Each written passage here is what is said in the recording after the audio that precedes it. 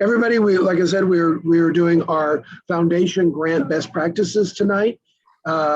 Under the and I'm offering words of encouragement and hello from our president, Mark Katz. His theme this year is making a difference. Yes, we can. Mark had a conflict with his school board duties, so he will be joining us later and maybe say a few words at the end. Terry, if you want to go ahead and go on.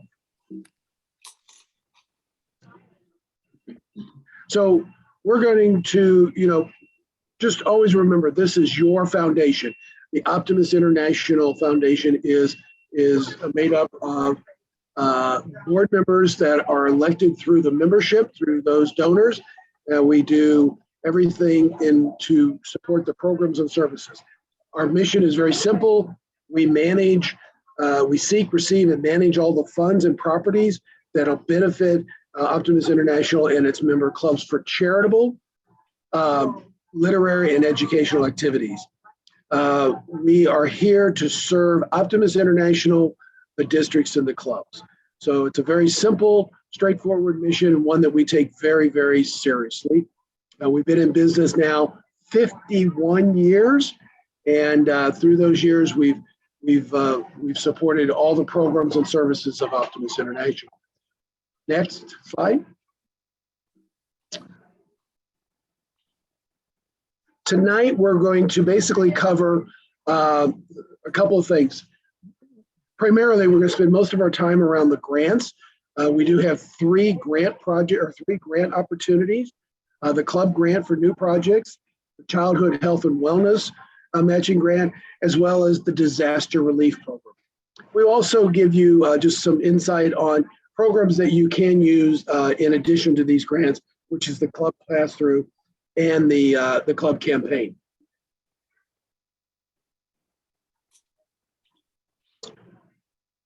Just a couple of just general notes, some exciting things.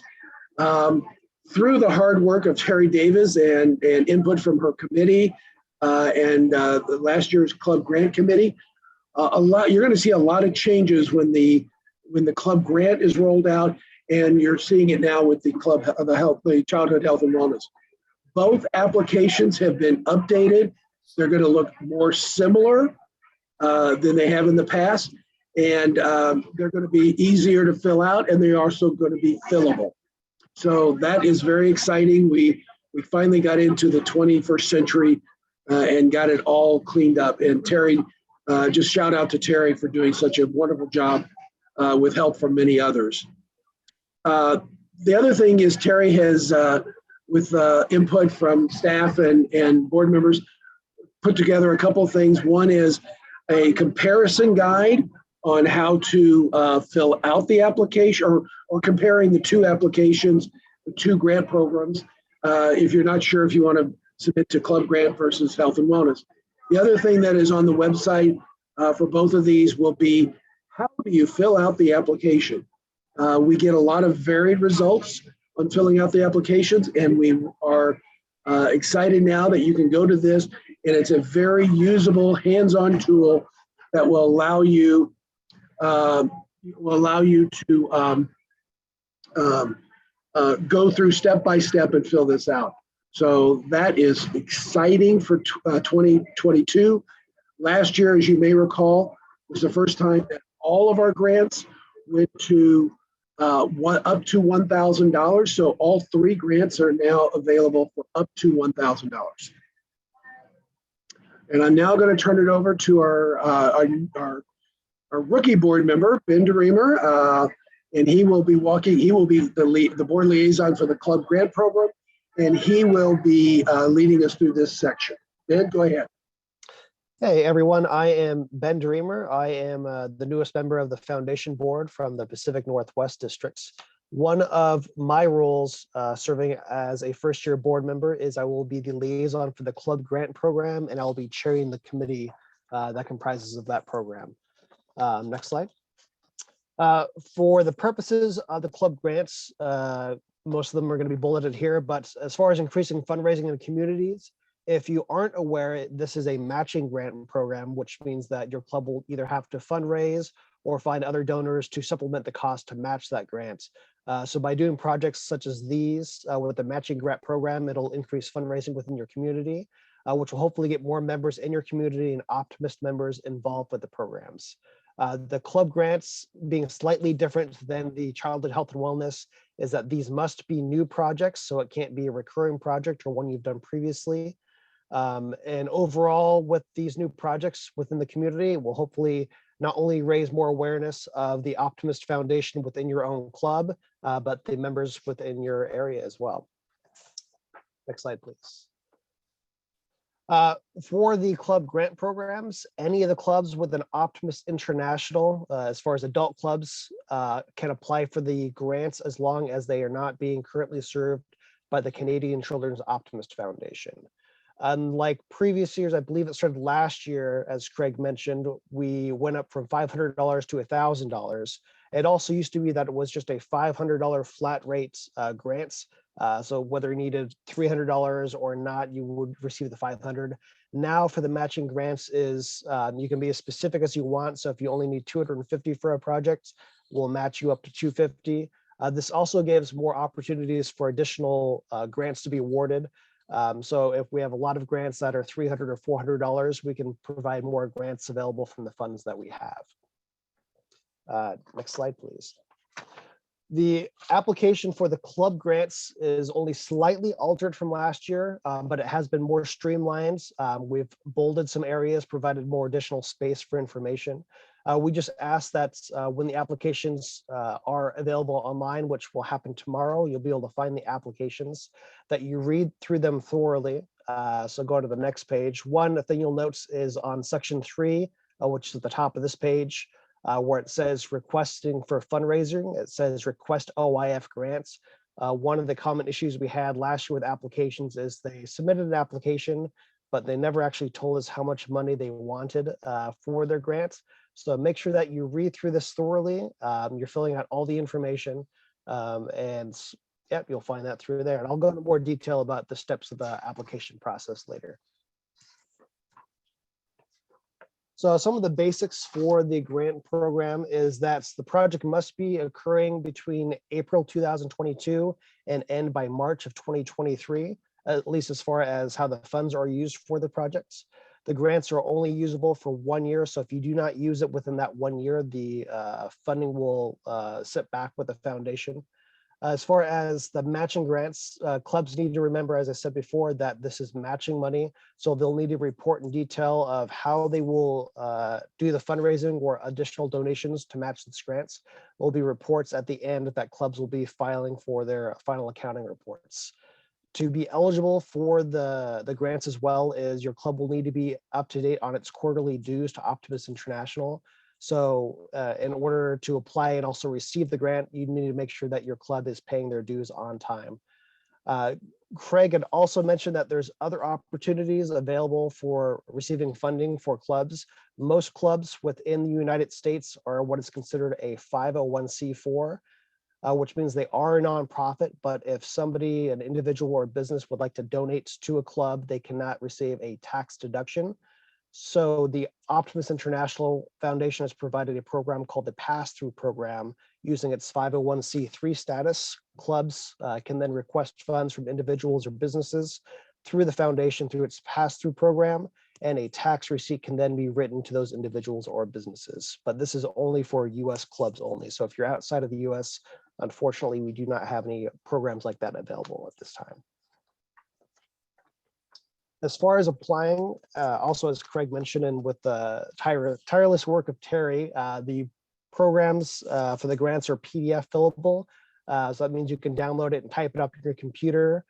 Just make sure that you save it before setting it off so that all the information you put together stays on there. The application can then either be emailed, you can print it out, mail it, or fax it. If you're uncomfortable with filling out applications virtually online or a computer, you can call or send a request to the foundation office and they will mail you a hard copy.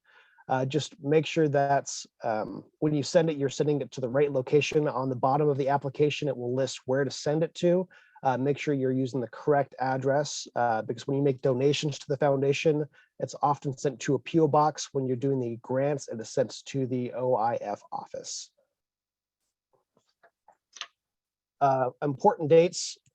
Unlike the Childhood Health and Wellness Program, this is a one-time grant each year. So there aren't multiple times to apply. It is only once. Applications will be made available online starting tomorrow. They will need to be received by March 16th. So make sure that they're emailed or sent in and post dated by that time. As I said before, do not send it to the PO box for the foundation. We want to make sure that you get all the information provided correctly. Also, do not wait to the last minutes, because if you have missing information, we want to make sure that we can notify you to get some additional information if it's not there, and that way it's on time for the deadline. Once the committee reviews all the applications, they will make an announcement of the winners on May 11th. And I believe the last 2 years, we haven't been requiring the winners to show up on stage for receiving their applications for the checks. So those will be mailed to the contact information, contact person that is listed in the applications. That will be a change. Instead of having to show up to convention, we will be mailing the checks to the contact person on each of the applications.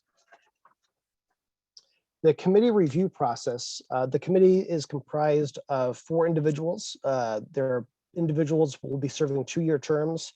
So 2 people who were on last year, Linda Ingersoll from Michigan and Stephanie Sullivan from North Texas, will be continuing this year on the committee.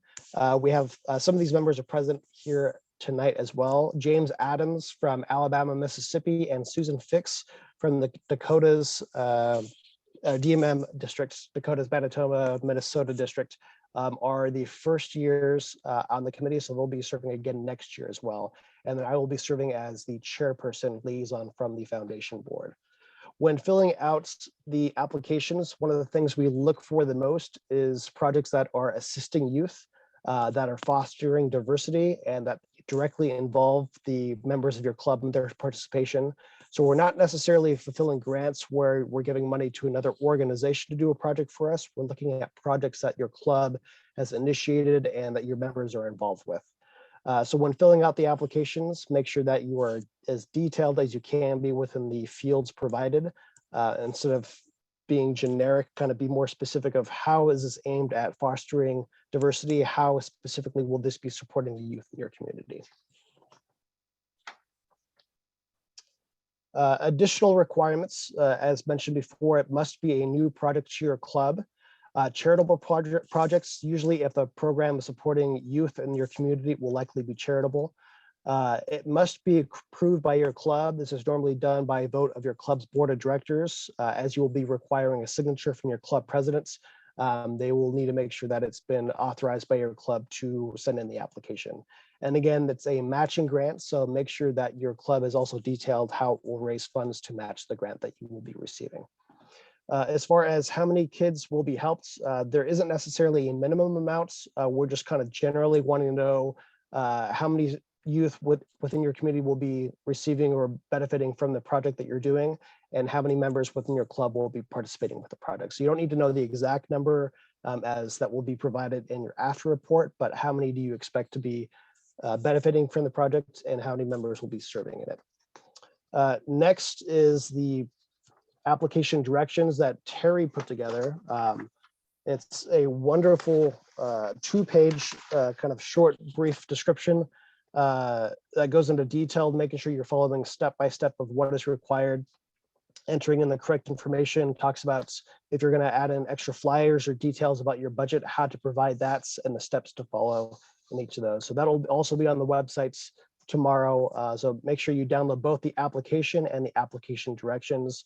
This will make it easier for the committee to review your application to make sure we receive the correct information when we make the decisions on the grants. Some additional helpful tips is if you do have additional information such as flyers or brochures, any promotional material that might give us better insights of the community that is benefiting or the program itself, include those. You can include multiple images onto a single page if you'd like as well, and that will also help the committee get a better grasp of what it is you're working towards. Another thing that a lot of clubs have benefited from is sometimes we're kind of too close to the projects and we're looking into it from our perspective. Having somebody from another club, having even somebody outside of the Optimist review your guys' grant application. That way, if they feel it makes sense to them, it'll likely make more sense to the members in the community. Getting your district foundation representative involved also will kind of give more perspective of the district of maybe they might have ideas or resources that could help your grant program or get more clubs involved. And then again, there is the pass-through program. So if the grants opportunity isn't enough for what you need and individuals are wanting to support your program, you can use the pass-through program for the US clubs to receive more funding for your project. The final report that will need to be done is kind of the final accounting form of the projects. One of the requirements in order to be eligible for future foundation grants and participate in future programs is that this final accounting form must be submitted at the completion of your project. This helps to ensure us on our side that the funds are being used appropriately. And then also it gives us an idea of the benefits it's done to your community. So be sure to send us some photos of your events if you've taken any videos, made posts on Facebook or any other online resources. Send that to us. That way we can possibly will show up in one of our foundation newsletters, possibly in the magazine for Optimist International. It's always great to showcase some of the projects that clubs are doing. It might be a great idea for another club to do that project in future for their area as well. With that, I will then hand it off to Terry for the Childhood Health and Wellness Program. Thank you. So thanks, Ben. So this is one time when going second is the best, because I was going to say I'm going to drop the mic because you're going to see how familiar both programs are. And Ben did a terrific job of giving a lot of the details. So, you know, in response to requests from Optimist clubs and recognizing the broad range of childhood health related issues beyond just the childhood cancer campaign, Optimist International and our foundation partnered in 2019 to launch the Childhood Health and Wellness Program. It builds on the highly successful childhood cancer campaign to expand our impact. Clubs now have the opportunity to initiate projects and services to improve the quality of life for children in their communities across a broader spectrum of needs as part of the following 4 focus areas. So what is different than the 2 grants is that in the Childhood Health and Wellness Program, we have to have projects that fit into these 4 categories. And we have some examples here. It's not all inclusive. I'm sure you'll think of some others, but under healthy lifestyles, we have physical fitness, nutrition, there's child obesity, healthy eating, healthy heart advice, March of Dimes. And we've seen quite a few of these as we've looked at previous grants. Under chronic diseases, childhood health cancer, so we haven't done away with it. It fits into our chronic diseases area. Diabetes, juvenile diabetes, heart ailments. In disabilities, they can be physical, intellectual, and developmental. We have autism, Special Olympics, and Blind Olympics. Mental health area, depression, abuse, anxiety, and bullying. And again, these are just examples of some of the projects or some of the areas within the 4 focus areas. So purposes of our grant program, again, is to bring awareness of childhood health and wellness and to get our optimists and our communities involved more. And I will tell you that there are many clubs that have been formed around childhood health and wellness and even have that in their names. So think about it as a new club opportunity where the complete focus of that club is in the focus areas of childhood health and wellness. Raising awareness again about our missions, increasing fundraising in our projects, and allowing projects to not only do new projects, but you'll see that one of the things on the application is that if you've been doing an existing project, you can also request a grant. And enhancing partnerships with community organizations. Organizations such as Ronald McDonald House, Sleep in Heavenly Peace.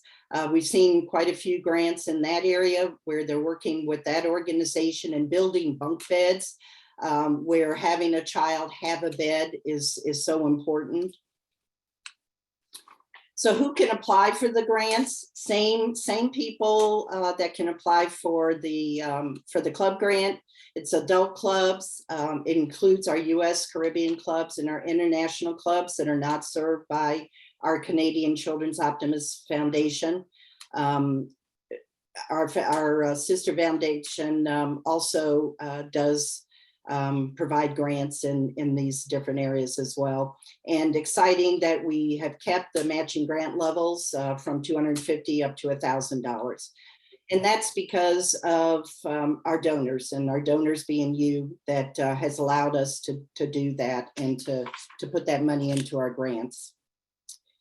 So as with the club application, the revisions, if you have done this before, if you have done a childhood health and wellness grant in the prior years, the prior couple of years since we've been doing this, you will notice that we have gone from 5 pages of an application down to 2 pages, and it is very similar to the club grant. And I think this helps, especially as a club. One year you may do it as a club grant because it's a new project. The next year you may be doing a childhood health and wellness. It brings familiarity and some enabling easy access to be able to fill it out. So the basics for the childhood health and wellness grant is that the project must start and finish within 1 year of receipt of the awarded grant based on the cycle submitted. As been said before, in the club grant area, we only have 1 cycle. In the childhood health and wellness, we have 3 cycles, and I'll talk about those in a minute.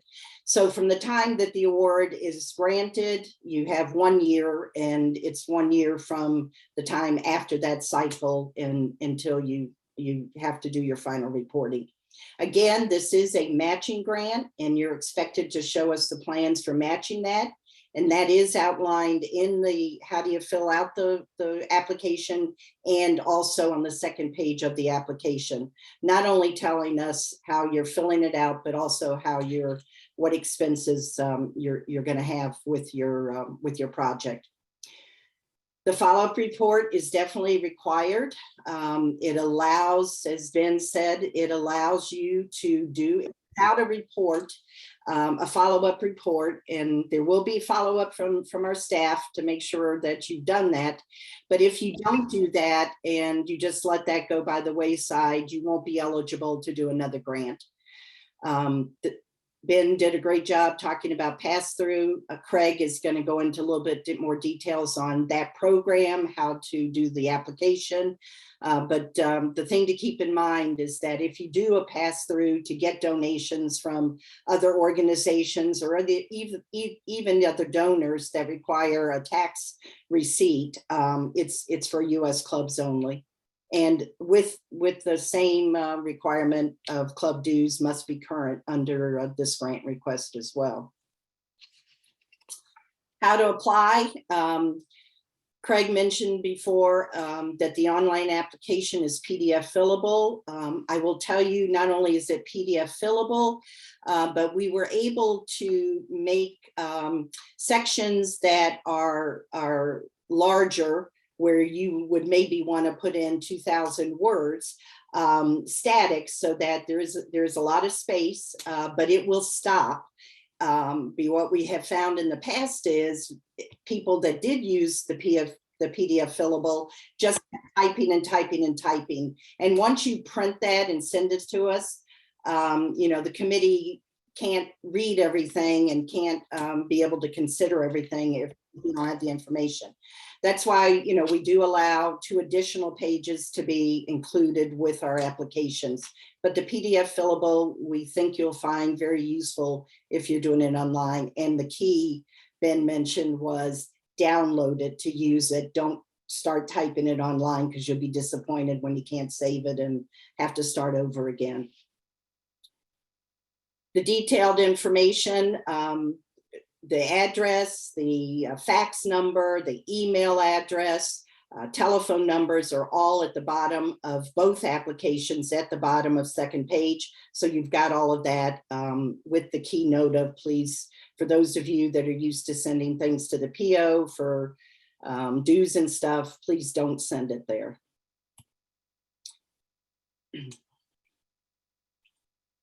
Important dates. We have 3 application due dates for consideration for your grant application. January 28th of this month. So we're coming upon the first cycle. April 29th is our second cycle, and August 26th is our third cycle. So we do have 3 cycles. You know, if you miss the January one, you know, it may be a project that you'll be able to fit into the cycle for the April 29th grant application process.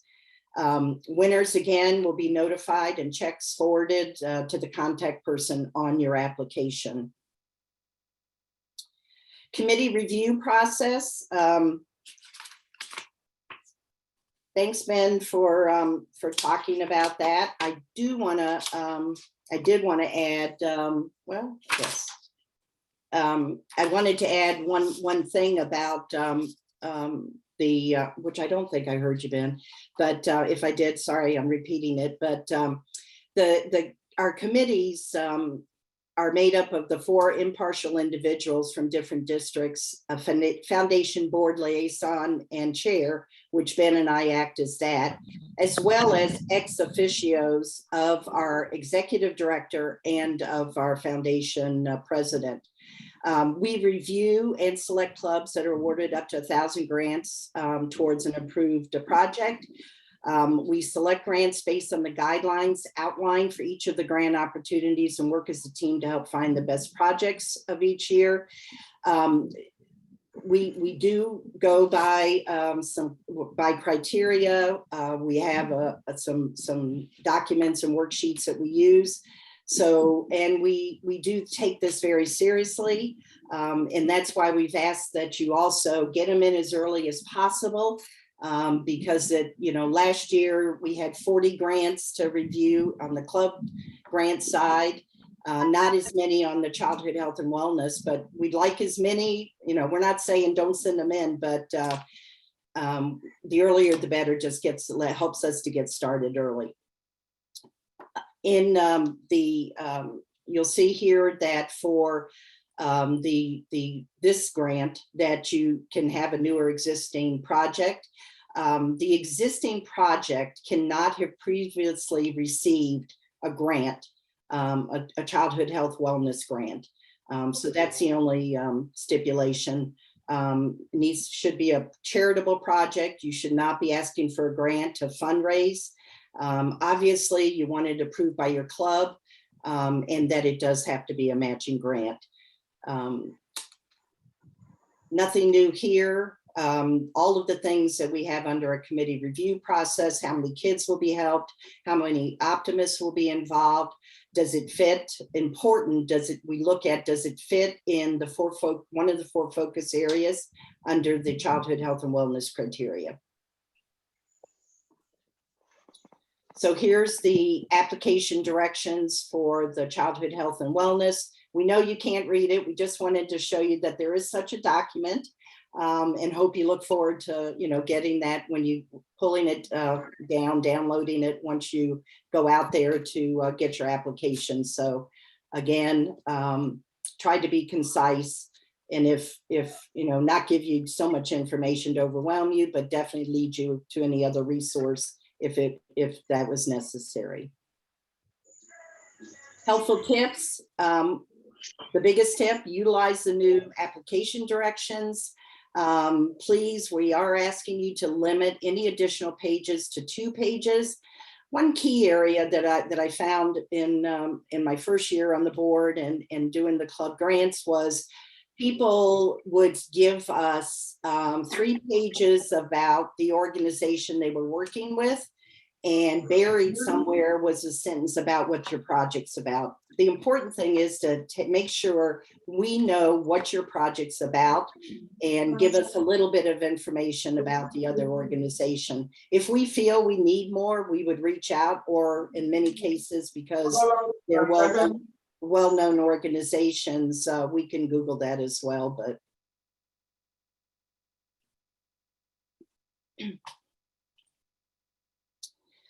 totally agree with everything Ben said. Really important to have other people look at it. Get your DFR and your CFR, that's your district foundation rep and your club foundation rep involved, to look it over, make sure you haven't missed anything.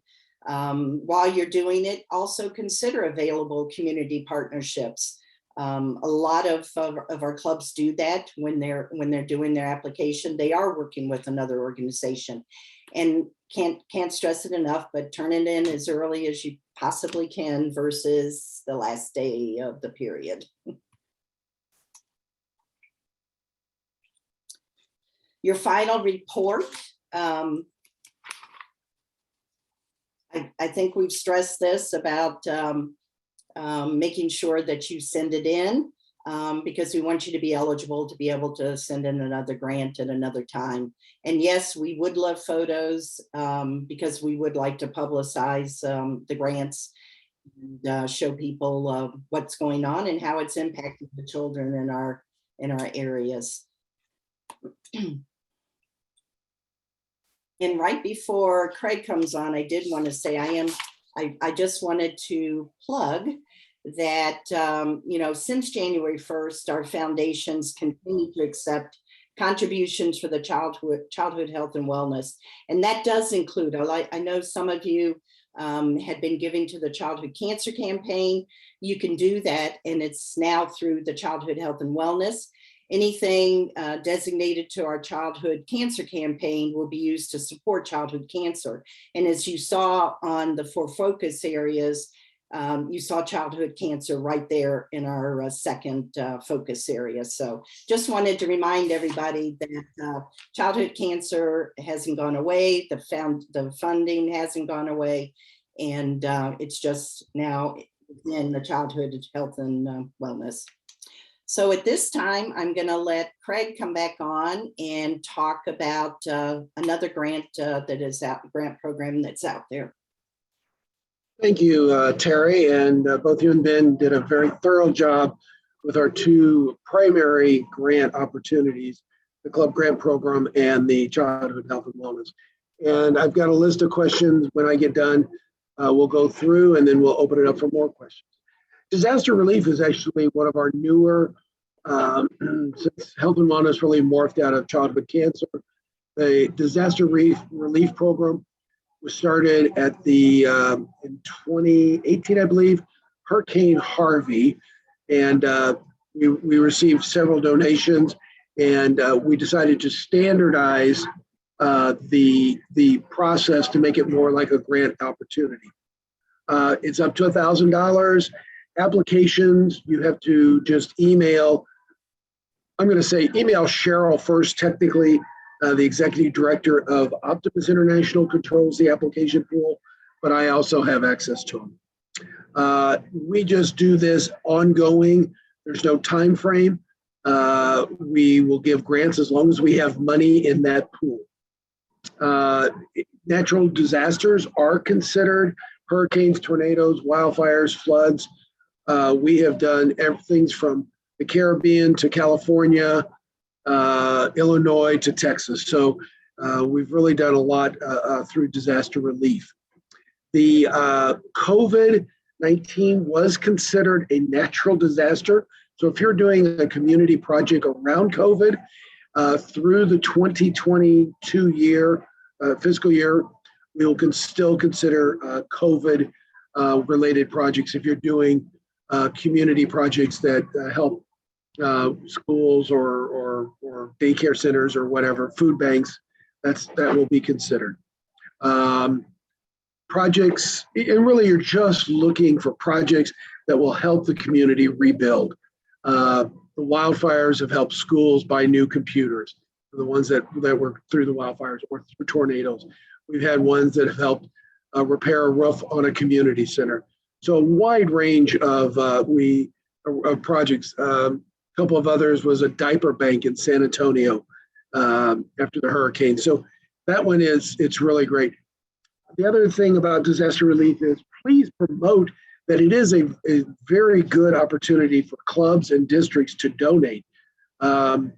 It seems like when a disaster hits, we do pick up a few more donations, but we're always looking for more.